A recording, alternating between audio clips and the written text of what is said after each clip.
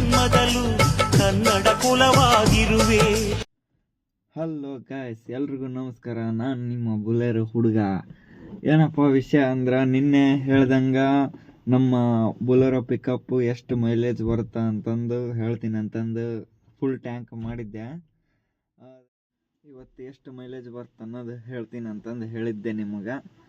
ಆದರೆ ಇವತ್ತು ಯಾವುದೇ ಥರ ಬಾಡಿಗೆ ಇರಲಾರ್ದ ಕಾರಣ ಆಗಿರೋದ್ರಿಂದ ಇವತ್ತು ಮೈಲೇಜ್ ತೋರ್ಸೋಕ್ಕಾಗಲಿಲ್ಲ ನಿಮಗೆ. ಇದು ನಮ್ಮ ಟ್ರಾನ್ಸ್ಪೋರ್ಟ್ ಬಿಸ್ನೆಸ್ ಹಿಂಗೆ ರೀ. ಏನು ಅನ್ಕೊಂಡಿರ್ತೀವಿ ಅದಾಗಂಗಿಲ್ಲ, ಏನು ಅನ್ಕೊಳ್ಳಲ್ಲ ಅದಾಗುತ್ತಾ. ಹಾಗಾಗಿ ಇದು ಒಂದು ಭಾಗ ಇವತ್ತಿಂದ ಇದು ನಿಮ್ಗೆ ತೋರಿಸ್ನಂತಂದು ಹೇಳಿದ್ದೆ. ಆದ್ರೆ ಇವತ್ತು ಯಾವುದೇ ಬಾಡಿಗೆ ಬರಲಿಲ್ಲ. ಹಾಗಾಗಿ ನಾಳೆ ಖಂಡಿತ ಬರ್ತ ಬಾಡಿಗೆ. ನಾಳೆ ಎಷ್ಟು ಮೈಲೇಜ್ ಬರ್ತಂತಂದು ತೋರಿಸ್ತೀನಿ ನಾನು ನಿಮಗೆ ನಮ್ಮ ಗಾಡಿ. ಇವತ್ತು ಏನಪ್ಪ ವಿಷಯ ಅಂದ್ರೆ, ಇವತ್ತು ನಮ್ಮ ಗಾಡಿ ಬಗ್ಗೆ ಸ್ವಲ್ಪ ಹೇಳ್ತೇನೆ ನಿಮಗೆ. ಬರ್ರಿ. ಇದು ಮಹೇಂದ್ರ ಬುಲೆರೋ 1.7 ಇದೆ. 2023ರಾಗ ನಾವು ನಮ್ಮ ಸುಪ್ರೋ ಗಾಡಿನ ಎಕ್ಸ್ಚೇಂಜ್ ಮಾಡ್ಕೊಂಡು ಈ ಗಾಡಿ ತೊಗೊಂಡು ಬಂದ್ವಿ. ಈ ಗಾಡಿ ತೊಗೊಳ್ಳೋ ಉದ್ದೇಶ ಏನಪ್ಪ ಅಂದ್ರೆ, ನನಗೆ ಸಣ್ಣವಿರೋದ್ರಾಗಿಂದನೂ ಬುಲೆರೋ ಗಾಡಿ ತೊಗೋಬೇಕಂತಂದು ಭಾಳ ಆಸೆ ಇತ್ತು. ಹಂಗಾಗಿ ಈ ಗಾಡಿನ ತೊಗೊಂಡ್ವಿ. ಮುಂಚೆನ ಸುಪ್ರೋ ಗಾಡಿ ತೊಗೊಳಾಗನ ನಾವು ಬುಲೆರೋ ತೊಗೋಬೇಕಂತಂದ ಹೋಗಿದ್ವಿ. ಆದ್ರೆ ಬಜೆಟ್ ಪ್ರಾಬ್ಲಮ್ದಾಗಿದ್ದ ಸುಪ್ರೋ ಗಾಡಿ ತೊಗೊಂಡ್ವಿ.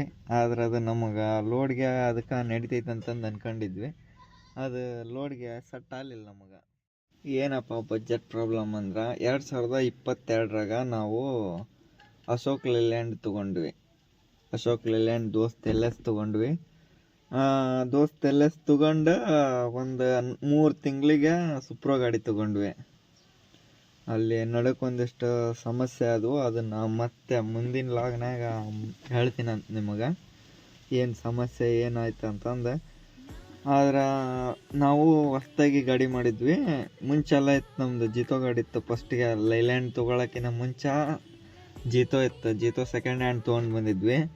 ಅದನ್ನು ತೊಗೊಂಡು ಒಂದು 9 ತಿಂಗಳ ಹೊಡೆದ್ವಿ. ಅದನ್ನು ತೊಗೊಂಡು 9 ತಿಂಗಳು ಹೊಡೆದ್ಮೇಲೆ ಅಶೋಕ್ ಲೈಲ್ಯಾಂಡ್ ತೊಗೊಂಡ್ವಿ. ಅಶೋಕ್ ಲೈಲ್ಯಾಂಡ್ ತೊಗೊಂಡು 3 ತಿಂಗಳಿಗೆ ಸುಪ್ರೋ ಗಾಡಿ ತೊಗೊಂಡ್ವಿ.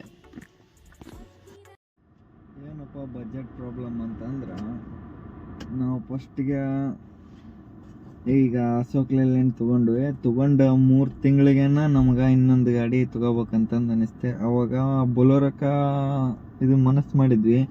ಆದರೆ ಬುಲೆರೋ ರೇಟ್ಗೆ ನಮ್ಮ ಸುಪ್ರೋ ರೇಟ್ಗೆ ಬಾಡಿಗೆ ಅವಾಗಿನ ಬಾಡಿಗೆ ಇರೋದಕ್ಕೆ ಹೆಂಗಪ್ಪ ಅಂತಂದು ಬುಲೆರೋ ತೊಗೊಳ್ಳಿಲ್ಲ. ಬುಲೆರೋಕ್ಕೆ ಅದಕ್ಕೆ 2.5 ಲಕ್ಷ ರೂಪಾಯಿ ಡಿಫ್ರೆನ್ಸ್ ಇತ್ತು. ಅದಕ್ಕೆ ಸುಪ್ರೋ ಗಾಡಿಗೆ ಬುಲೆರೋ ಗಾಡಿಗೆ.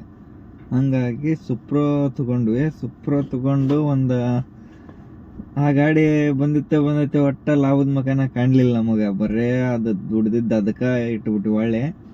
ಹಂಗಾಗಿ ಗಾಡಿ ಬಂದಿರೋ ಟೈಮ ಸರಿ ಇಲ್ಲ ಅಂತಂದು ಹೇಳಿ ಒಂದು 7 ತಿಂಗಳ ಗಾಡಿ ಹೊಡೆದ್ವಿ. 7 ತಿಂಗಳಾದ್ಮೇಲೆ ಆ ಗಾಡಿನ ಒಳ್ಳೆ ಶೋರೂಮ್ಗೆ ಕೊಟ್ವಿ. ಶೋರೂಮ್ಗೆ ಕೊಟ್ಟಾಗ ನಾವು ತೊಗೊಂಡಿದ್ದು 6,20,000. ಒಳ್ಳೆ ಶೋರೂಮಿಗೆ 7 ತಿಂಗಳ ಹೊಡೆದು ಕೊಟ್ರೂ 5,10,000 ಗಾಡಿ ಹೋಗ್ತದೆ ನಮ್ದು.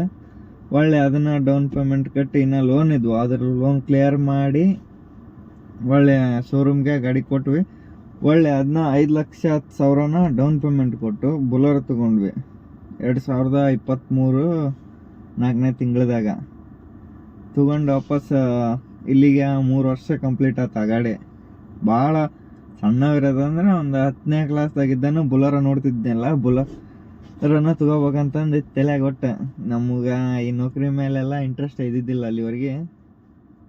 ಆಮೇಲೆ ಈ ಡ್ರೈವಿಂಗ್ ಡಿಪಾರ್ಟ್ಮೆಂಟಿಗೆ ಬಂದಮೇಲೆ ಗಾಡಿ ತೊಗೊಂಡು 3 ವರ್ಷ ಆದ್ರೂ ಇವತ್ತಿಗೆ ಆದರೂ ನಮ್ಮ ಗಾಡಿ 3 ವರ್ಷ ಮುಗಿದು 4ನೇ ವರ್ಷ ಈಗ ರನ್ನಿಂಗ್ನಾಗ ಐತಿ. ಇವತ್ತಿಗೆ ಆದ್ರೂ ಎಲ್ಲಿ ಒಂದು ಕಡೆನ ಕೈ ಕೊಟ್ಟಿಲ್ಲ ನಮ್ಮ ಗಾಡಿ. ಎಲ್ಲಿ ನಿಂತ್ಕೊಂಡಿಲ್ಲ, ಎಲ್ಲಿ ಬ್ರೇಕ್ ಡೌನ್ ಆಗಿಲ್ಲ. 1,20,000 ಕಿಲೋಮೀಟ್ರ್ ರನ್ನಿಂಗ್ ಆಗೈತಿ ಈಗ ನಮ್ಮ ಕೈಯಾಗ. ಹೊಡೆದ್ರೆ ನಾನು ಹೊಡಿಬೇಕು, ಇಲ್ಲ ನಮ್ಮ ಅಣ್ಣ ಹೊಡಿಬೇಕು. ಬೇರೆದವ್ರ ಕೈಯಾಗ ಕೊಟ್ಟೇ ಇಲ್ಲ ಗಾಡಿನ. ಮತ್ತೆ ಸಿಂಗಲ್ ಹ್ಯಾಂಡ್ ಮೇಂಟೆನೆನ್ಸ್ ಮಾಡಿದ ಗಾಡಿ.